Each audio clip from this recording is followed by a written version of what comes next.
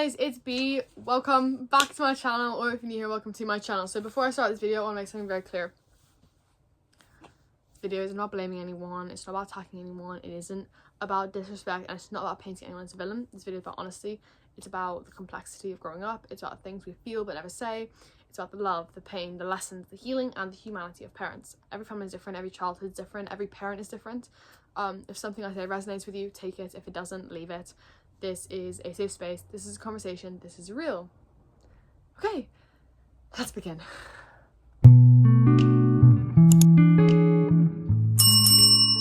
Parents, the first people we ever love, first people who ever hurt us, the first people who teach us what love feels like, for better or for worse. I know it prepares you for how complicated that relationship is going to be. I've got monster in my nose, so please ignore me itching my nose. Parents and superheroes. They're not villains. They are not perfect. They are not evil. Parents are human. And I think that's the hardest thing to accept, that the people who raised us were just people. People with their own trauma, their own fears, their own insecurities, their own childhood wounds that they never healed. Sometimes they did their best. Sometimes their best wasn't enough. Sometimes they didn't know how to love us the way we needed. Sometimes they loved us so much that they suffocated us. Sometimes they loved us quietly in ways we didn't understand until we grew up. Every child grows up with two versions of love. The love they got and the love they needed. And those two things are rarely the same. Maybe your parents loved you by providing. Maybe they loved you by working long hours. Maybe they loved you by being strict, by being protective. Maybe they loved you by giving you freedom. But maybe you needed something different. Maybe you needed softness, reassurance, emotional support. Maybe you needed someone to listen, not lecture. Maybe you needed presence, not presence. And that mismatch, that's where the wounds form. Parents teach us things without ever saying them out loud. They teach us how to love, how to argue, how to apologize, how to communicate, how to trust, how to fear, how to cope, how to self-soothe, how to treat ourselves, how to treat others. And sometimes they teach us things that we spend our whole adult lives unlearning. You can love your parents and still acknowledge the pain. You can be grateful and still be hurt. You can appreciate them and still wish things were different. Two things can be true at the same time. Maybe your childhood looks normal from the outside. Maybe you had food, clothes, a home, a bed. Maybe you had birthdays and holidays and school trips. But maybe you also had emotional neglect. Maybe you had shouting, maybe you had pressure, maybe you had fear, maybe you had silence, maybe you had to grow up too fast, and the world only sees the surface, but you remember the details. Some parents are physically there, but emotionally absent. They sit in the same room but feel miles away. They provide but don't connect. They talk but don't listen. They care but they don't understand, and that kind of absence hurts more than being alone. Some parents live through fear. Fear of losing you, fear of failing you, fear of the world hurting you. So they become strict, controlling, overprotective, demanding, and you grow up thinking love equals pressure. Some parents never healed their own childhood, so they pass their pain down like an inheritance. They teach you the same coping mechanisms they learned, they repeat the same patterns they swore they'd break, they project their fears onto you, they expect you to fix what broke them, but you were a child and you were never meant to carry that. You can acknowledge effort without denying impact. Some parents really did try. They worked long hours, they sacrificed, they struggled, they did everything they knew how to do. But effort doesn't erase wounds. Love doesn't erase mistakes. Good intentions don't erase consequences. And that's okay to admit. Now, I do want to talk about the good, because even if your parents weren't perfect, even if they made mistakes, there were moments of love, moments of effort, moments of care. Maybe they worked long hours so you could have a better life. Maybe they cooked for you, even when they were exhausted. Maybe they drove you places, helped with homework, bought you clothes, made sure you had what you needed. Maybe they taught you how to be strong, how to be kind, how to be resilient, how to survive, how to keep going even when life gets hard. Maybe they weren't emotionally perfect, but they showed love in ways that they knew how. Parents sacrifice in ways children never fully understand. They give up sleep, they give up money, they give up time, they give up dreams, they give up parts of themselves. They worry constantly, they fear constantly, they hope constantly. And sometimes they carry burdens that they never tell us about because they don't want us to feel the weight. Every child has those moments, the ones that stay with you forever.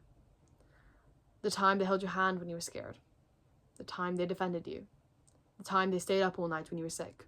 The time they made you laugh when you were crying. The time they told you everything would be okay. The time they believed in you when you didn't believe in yourself. Those moments shape us. They become part of who we are. Some parents teach love through softness. Some parents teach love through strength. Some parents teach love through sacrifice. And some parents teach love through protection. And even if they didn't always get it right, they tried. And trying is a form of love. Maybe your parents weren't perfect. Maybe they were strict. Maybe they were tough. Maybe they pushed you. But maybe that taught you resilience. Maybe that taught you independence. Maybe that taught you how to stand up for yourself. Maybe that taught you how to survive. Sometimes the lessons we learn from our parents don't feel like lessons until years later. Maybe your parents were gentle. Maybe they were patient. Maybe they were warm. Maybe they were the safe place you always came back to. And maybe that's why you're kind. Maybe that's why you're empathetic. Maybe that's why you care so deeply. Kindness is inherited too.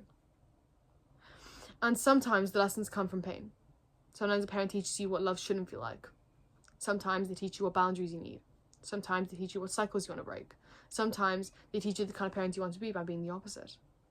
And that's a lesson too. There's a life lesson a lot of us learn from our parents, something directly, sometimes indirectly, lesson about helping, about giving, about being there for people but not in a way that drains you.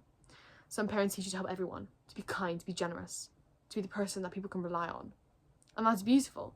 But then there's another side to it, a side that we don't talk about enough. The lesson that you shouldn't help everyone all the time automatically. You should help when it's needed, not when it's demanded. You should help when it's right, not when it's expected. You should help when it's healthy, not when it's draining. Because helping without thinking, helping without boundaries, helping without assessing the situation, that's how you lose yourself. Maybe your parent taught you this by example. Maybe they helped everyone and ended up exhausted. Maybe they gave too much and got nothing back. Maybe they were taken advantage of. Maybe they were the family fixer, the emotional sponge, the problem solver, and you watched it break them. And maybe they told you, or maybe you just learned by watching, you can't pour from an empty cup. Helping is beautiful. Helping is human. Helping is love. But helping without boundaries is self-harm. So now, as you grow up, you learn to assess. You learn to ask yourself, does this person actually need help? Or do they just want me to carry their responsibilities? Is this kindness? Or is this self-sacrifice? Is this support? Or is this enabling? And that's a life lesson. A hard one. A necessary one. A lesson that protects your energy, your peace, your future. And maybe, just maybe, your parent taught you that without ever saying a word.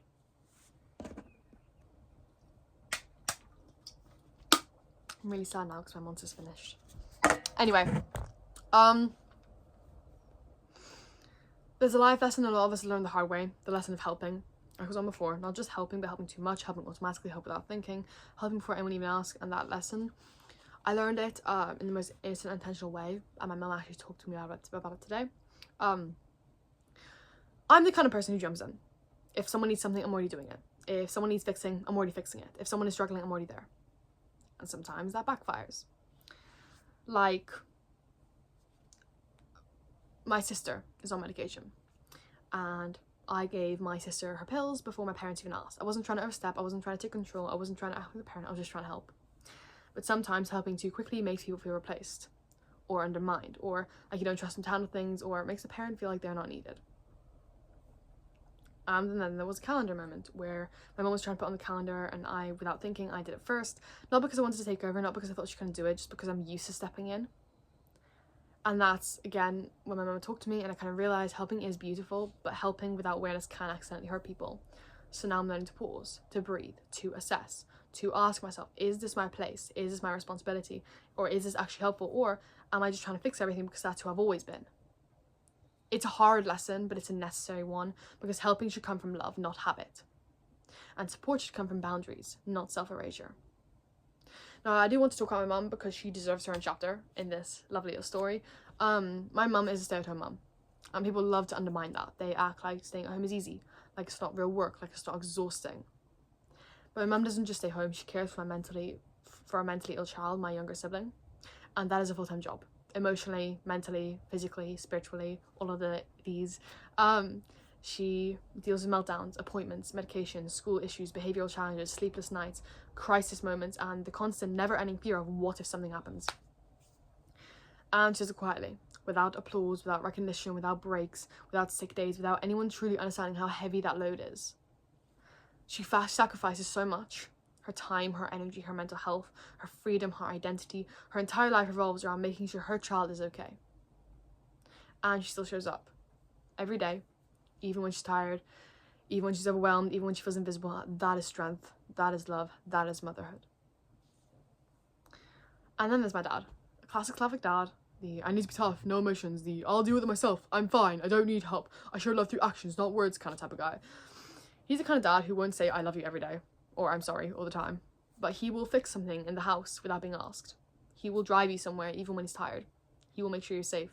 He will worry in silence. He will protect you without announcing it. He's the kind of dad who thinks emotions are weakness, not because he doesn't feel them, but because he was raised to hide them, raised to be strong, raised to be the provider, raised to never break. And that's the thing about dads like him, their love is quiet. It's a thing they do, not the things they say. It's a sacrifice that they don't talk about. It's the way they carry the world on their shoulders and pretend it's light. And even if he doesn't always show it the way you want, he loves deeply, he loves fiercely, he loves in the only way he knows how. So here I am, raised by a mother who gives endlessly and a father who protects silently, raised by softness and strength, emotion, resilience, raised by two people who love differently but love deeply. And that's the thing about parents. They shape us, they break us, they build us, they teach us, they confuse us, they love us in ways that we don't always understand. And growing up is realizing that they're human, and they tried, and that they struggled, and that they loved in the ways that they knew how, that they made their mistakes, and that they did their best, even when their best wasn't perfect. And somehow, that's enough. There's something that people don't talk about enough, the mental load of a mother. Especially a mother caring for a child with mental health struggles. It's really, really difficult. My mum is strong, unbelievably strong, but strength doesn't mean she's not struggling. Strength doesn't mean she's not tired, and strength does not mean that she's not overwhelmed. She carries everything. The appointments, the meltdowns, the school issues, the medication, the fear, the guilt, the responsibility, the constant pressure to hold the family together. And sometimes she breaks. Not loudly, not dramatically, not quiet, but quiet, sometimes loudly, but quietly most of the time, in the kitchen, in the bathroom, in the car, in the moment no one sees. And that's the thing about mums like her, they don't fall apart in front of you. They fall apart in the spaces where they think no one will notice. People don't understand how hard it is to raise a child who struggles mentally. It's not just stress, it's not just exhaustion, it's grief, it's fear, it's guilt, it's heartbreak. It's watching your child suffer and not being able to fix it. It's fighting systems that don't listen. It's advocating constantly. It's being blamed for things out of your control. It's feeling like you're failing everything even when you're doing everything. And it changes a parent. It wears them down. It isolates them. It makes them feel alone in a world that doesn't understand. And my mum carries that every single day. Mental health doesn't just affect one person, it affects the whole family. It changes the atmosphere, the routines, the emotional climate. It creates tension, it creates fear, it creates unpredictability, it creates pressure. And sometimes it creates silence, the kind where everyone is trying not to make things worse. And growing up in that environment shapes you. It makes you hyper aware. It makes you responsible too early. It makes you the fixer, the helper, the emotional sponge, and that's a heavy role for a child. Being the eldest daughter is its own identity. You're the helper, you're the second parent, you're the emotional support, you're the one who steps in, the one who notices everything, the one who holds everything together. And you don't choose that role, it chooses you. And it's not the parents' fault, it's just kind of what you fell into. It's nothing to do with them, really. But sometimes you don't realize how heavy it is until you're older. And then there's the guilt of helping too much, the guilt of not helping enough, of wanting space, of wanting your own life, of feeling tired, feeling resentful, feeling anything at all. But guilt is not a sign you're doing something wrong, it's a sign you care too much. There's a moment, it happens quietly, when you realize your parents aren't superheroes. They're not invincible, they're not all-knowing, they're not unbreakable. They're people who tried, who struggled, who loved you with the tools they have. They're just humans.